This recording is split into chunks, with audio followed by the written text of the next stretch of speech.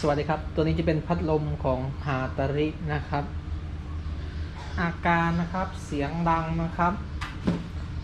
แล้วก็รู้สึกว่ามันจะหมุนเบาด้วยนะลงกัน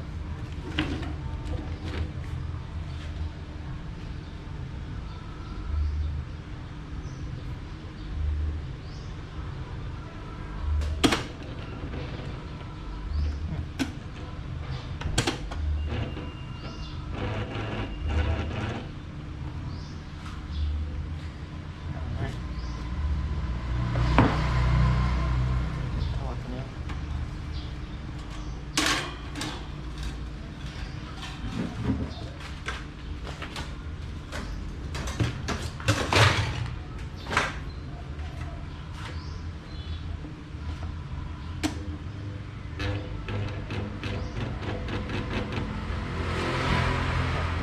แก๊กๆนะครับ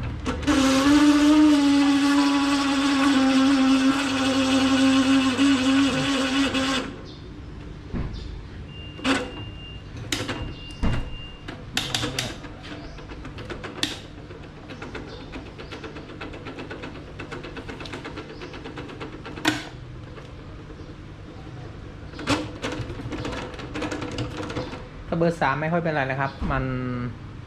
รอบหมุนมันเร็วเนาะ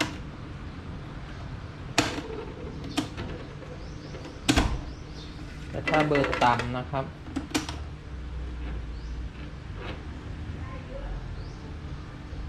อยู่ที่การงอด้วยมั้งผมไม่เอา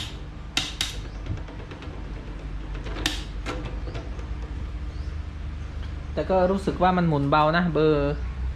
1นะครับก็ยังถือว่าเบานะครับก็เบื้องต้นนะครับเบื้องต้นผมสันนิษฐานว่าอาจจะดังนี้เนาะเกี่ยวกับบูท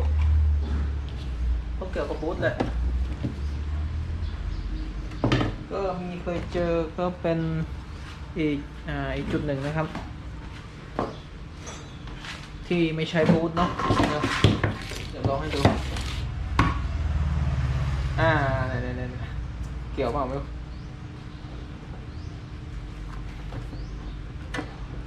เกี่ยวถ้าตัวนี้หลวมอ่ะตัวฝา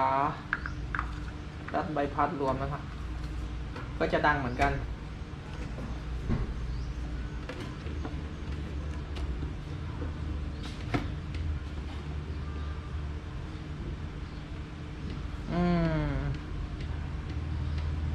บูทเสียนะครับโอเคจับใบพัดอย่างนี้ดูเลยนะโยกนะยกขึ้นยกลงได้เนี่ยบูทเสียแน่นอนการถอดใบพัดนะครับ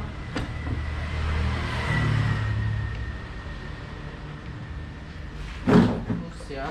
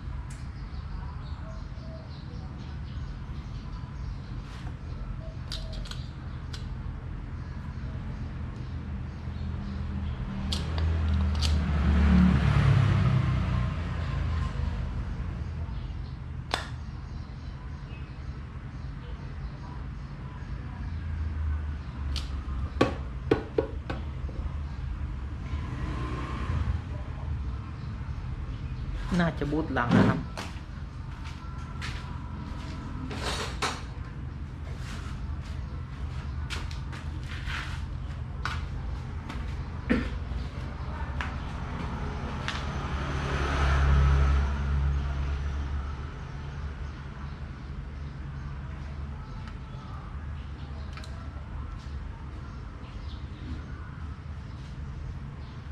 บูทหน้าหลวมนิดเดียวนะ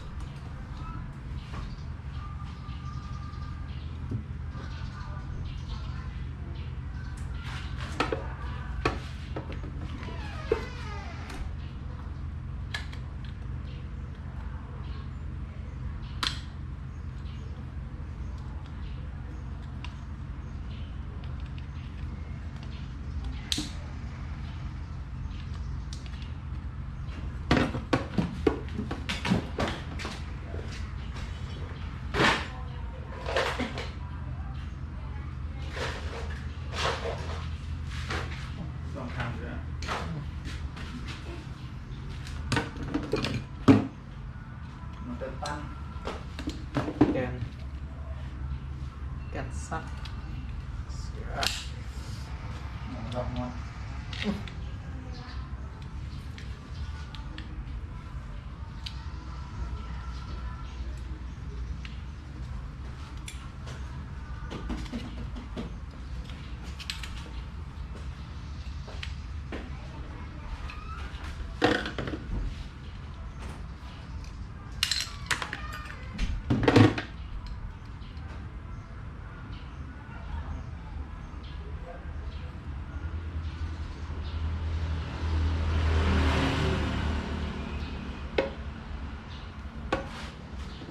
นี่นะ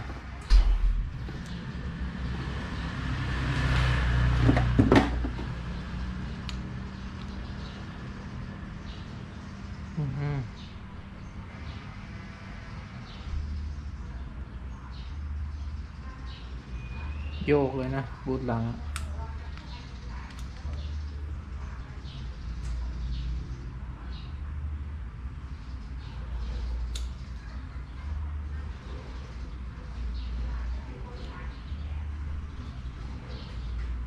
บูทหน้ายังแน่นอยู่นะครับ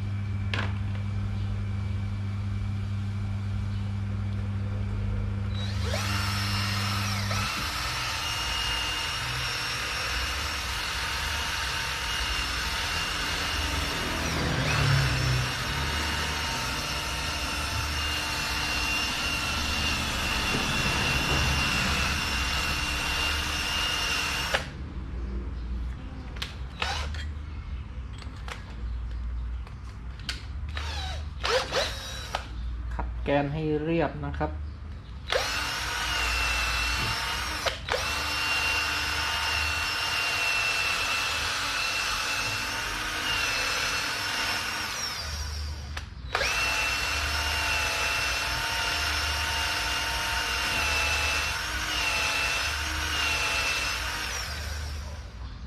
ถ้าแกนไม่เรียบใส่บูทใหม่ไปมันก็จะขูดอีก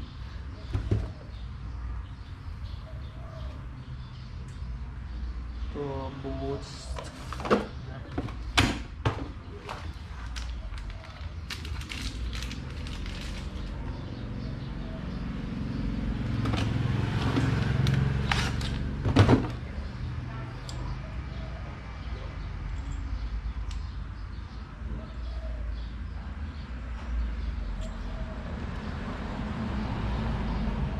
อันไหนตัวเก่า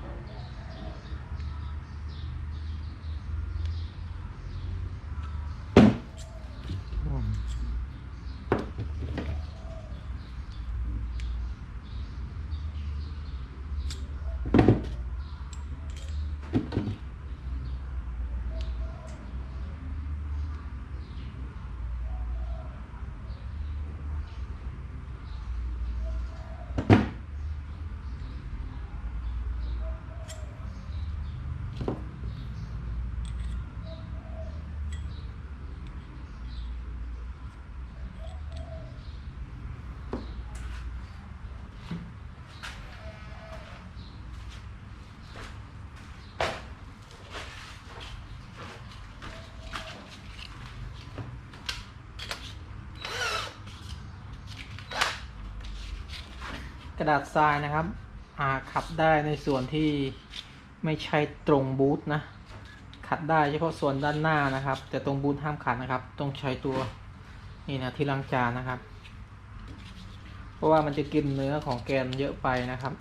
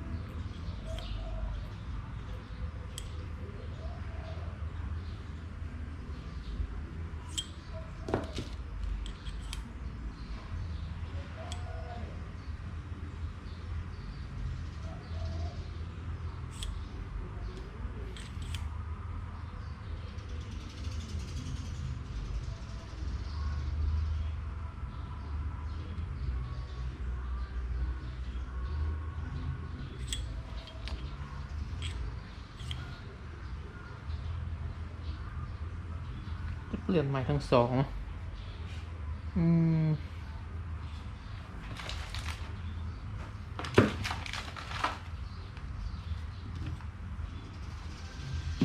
จริง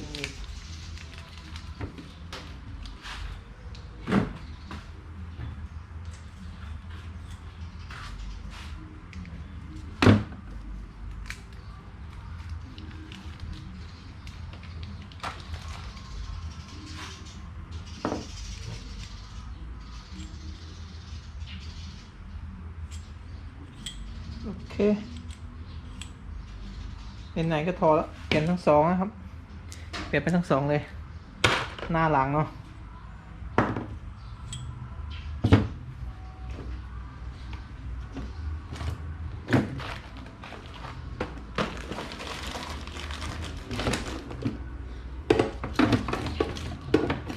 ตอนถอดบูทเนี่ย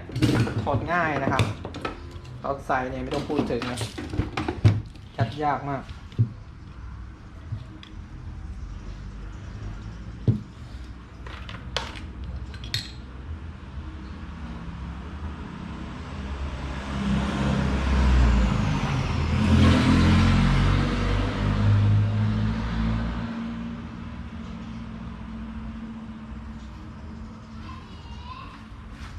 นะ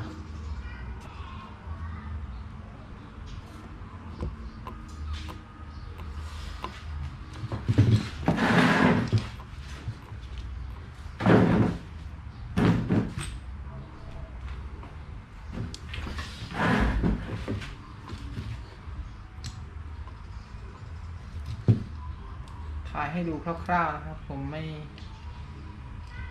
ได้ซูมละเอียดให้ดูแบบละเอียดนะครับพอแรงได้เรื่องเลย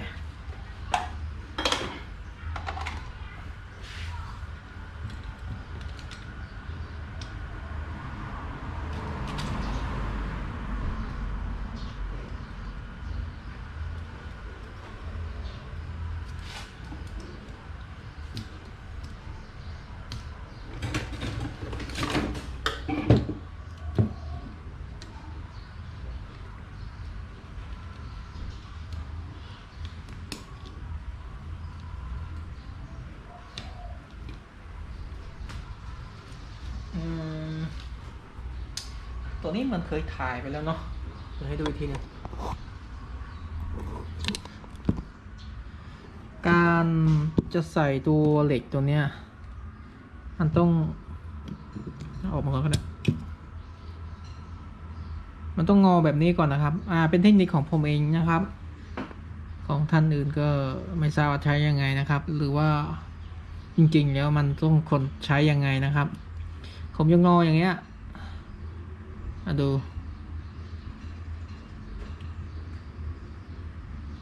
นะครับและตรงที่งอเนี่ยตร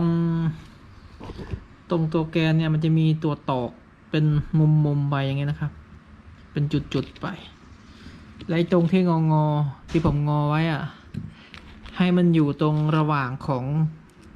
ที่เขาตอกนะครับระหว่างนะครับทั้งซ้ายขวานะครับแล้วค่อยยัดเข้าไปนะครับดันขอบเข้าไปนะครับก็ดันทีละข้างนะครับทีละข้างไปนะครับมันจะง่ายเนาะ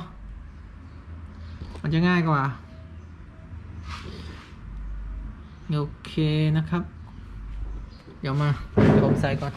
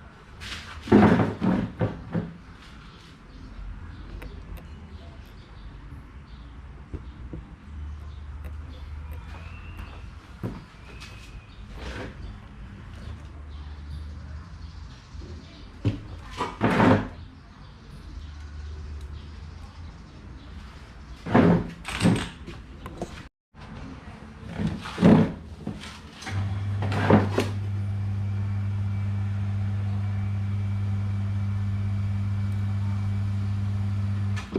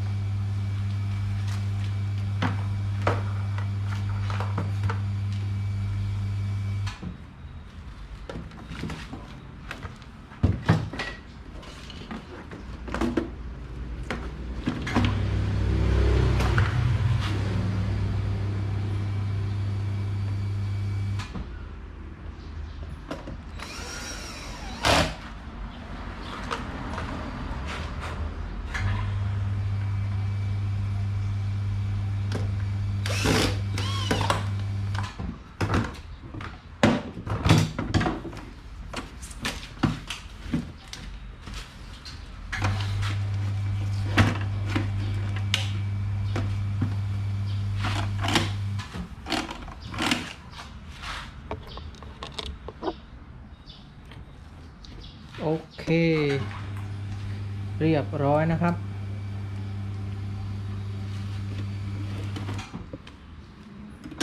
นะ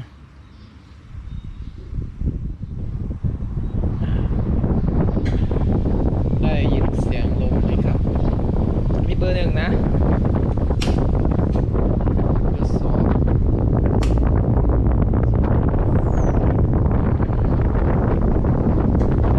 แรงมันใหม่นะครับเสียงไม่ดังก็ฮาร์ดริตัวนี้นะครับน่าจะ18 นิ้วนะครับไม่16ก็18อาการนะครับหมุนเบาแล้วก็มีเสียงดังด้วยนะครับทำการแก้ไขด้วยการเปลี่ยนบูทนะครับเปลี่ยนบูทใหม่หน้าหลังแล้วก็เติมน้ำมันรอลื่นนะครับใส่น้ำมันรอลื่นแล้วก็อัดแหวนกันโยกหน้าหลังนะครับให้มันแน่นขึ้นนะสเตเตอร์แน่นขึ้นแล้วก็เพิ่มความแรงโดยทำการเปลี่ยนคาปาตัวใหม่นะครับให้อยู่ในค่า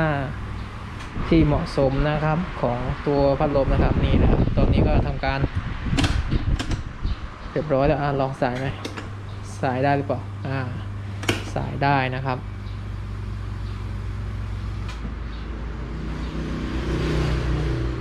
แรงเหมือนใหม่นะครับ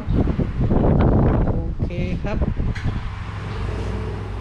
ก็สำหรับลูกค้าที่ต้องการซ่อมนะครับก็ผมก็อยู่ในโซนประชาอุทิศคู่สร้างนะครับหรือว่าสุขสวัสดิ์คู่สร้างประชาอุทิศคู่คลองสวนอยู่ในโซนแถวนี้นะครับการซ่อมพัดลมนะครับต้องยกมาให้ทางร้านนี้นะครับยกเว้นมีพ่วงมากับเครื่องซักผ้านะครับไปรับเครื่องซักผ้าอย่างนี้นะครับก็พัดลมเสียก็ฝากซ่อมมาด้วยนะครับก็จะเป็นการรับมาด้วยเลยนะครับค่าซ่อมหลักร้อยนะครับค่าซ่อมตั้งแต่อาการเบาๆไปจนถึงหนักค่าซ่อมส่วนใหญ่จะอยู่ประมาณ100 ถึง 450นะครับ450นี่คือเปลี่ยนมอเตอร์ทั้งรุ่นเลยนะของใหม่ทั้งรุ่นเลยทั้งแกนทั้งมอเตอร์ทั้งคดลวดโอเคทั้งคาปานะครับ450 บาทถ้าตัวตั้งโต๊ะตัวสูงๆก็ราคาเท่ากันนะครับตัว18 นิ้วถ้าตัวน้อยๆหน่อย14 นิ้วก็จะ250 350แล้วแต่นะครับโอเคยังไงก็ฝากกดไลค์กดติดตามด้วยนะครับ